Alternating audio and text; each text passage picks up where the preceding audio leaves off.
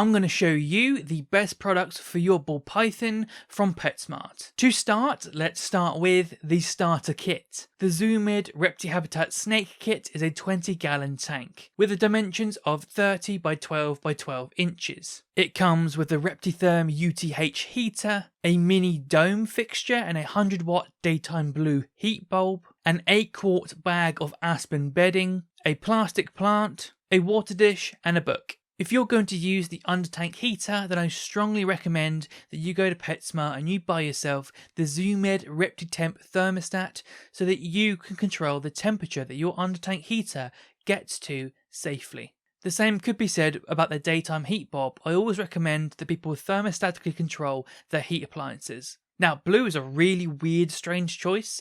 I get why they're going for blue, because it's often like a bright, like daytime blue sky vibe, but it's actually really alien. A more natural type of halogen would be a nice warm orange glow. That'd be more appropriate. But having said that, if you do want to use it, at least it will give an appropriate amount of infrared A, which is more like the sun, and it will allow your ball python to bask appropriately. 100 watts does seem very intense for this size of tank, considering that there's an UTH as well.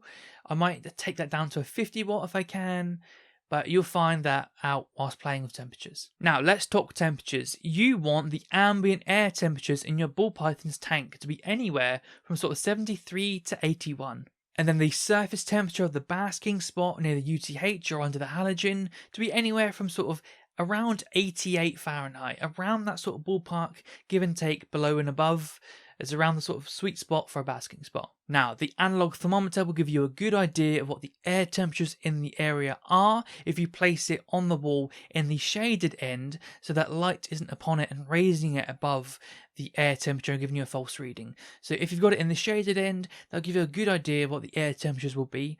But this does nothing for allowing you to read surface temperatures, and that isn't supplied in this kit. But you can go and pick up the ReptiTemp infrared thermometer from Zoomid in your PetSmart store. This will let you point and shoot and tell you what the temperature of the surface of an object is.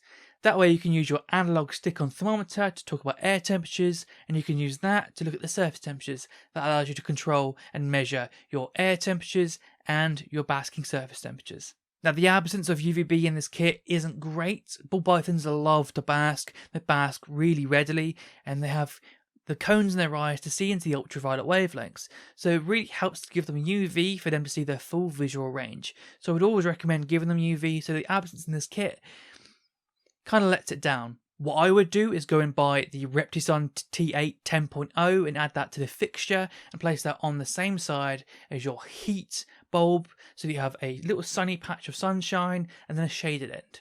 Right, so the aspen for ball pythons is a weird one because aspen shavings for ball pythons can work in certain scenarios. And that scenario is if the ambient humidity in the room that you've got the tank in sits at around 70% anyway.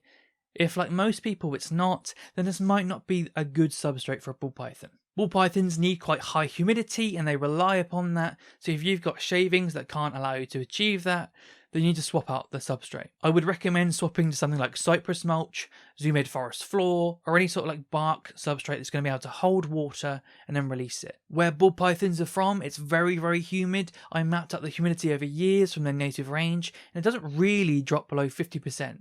So as a good guide, I'd recommend keeping that humidity above 60%. Remember that bedding doesn't make humidity, it doesn't magically make it.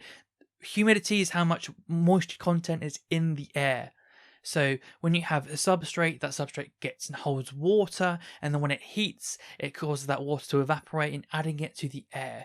Obviously, you want a substrate that can obviously hold that water without molding, so that it can be released through evaporation to create humidity.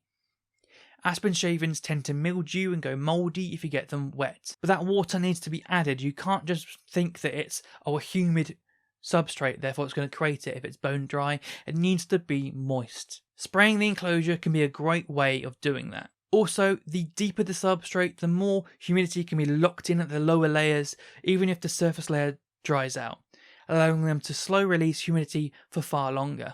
I would still add a humid hide for them by stuffing moss into a hide that has an entrance hole or even a tub.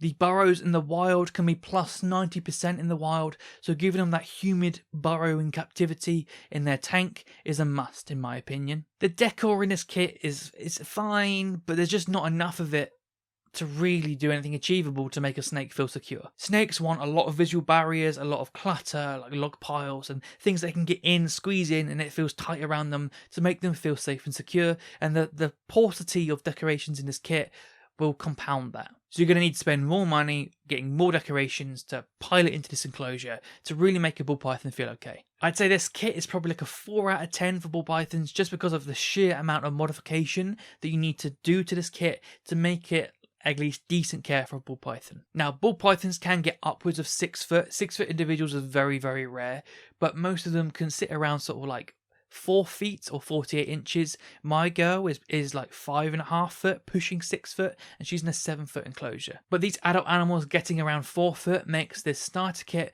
far too small. Not only do the ball pythons need that space to stretch out their spines, but at night time they can be incredibly active and need that space to explore. For adults, I would recommend the 48-inch Zilla Quick Build Terrarium. This tank is 48 inches by 18 by 18. That's enough to allow a 4 foot animal to stretch out nicely. Thankfully, you can just take your heat and UV and transfer that over to the new tank, no problem. If your UV bulb is older than 6 months, I would recommend getting a new one, just because of the way that UVB actually decays. The Zoom Med basking spot bulbs or the Exoterra Intense basking spot bulbs are a great alternative to this blue daylight bulb, and actually I would personally swap over and get one of those. Give that Quick Build Terrarium a nice deep substrate layer that's moist down there, and then give them a bigger humid hide so that adult can fit in, and I think you're going to start getting some really good behavior out of that ball python. Again, you're going to need to buy more decorations to clutter that big tank up, but when you do, you will be rewarded with a ball python that's happy, healthy, and exploring around and showing you a lot of new behaviors. It's bigger than 4 foot. You're going to want to upgrade. These enclosures behind me are 7 foot. They're made by Custom Reptile Habitats, so you're going to want to go with someone like them. I have many other ball python guides on this channel, so if you're interested in them, subscribe, and I'll see you in the next video.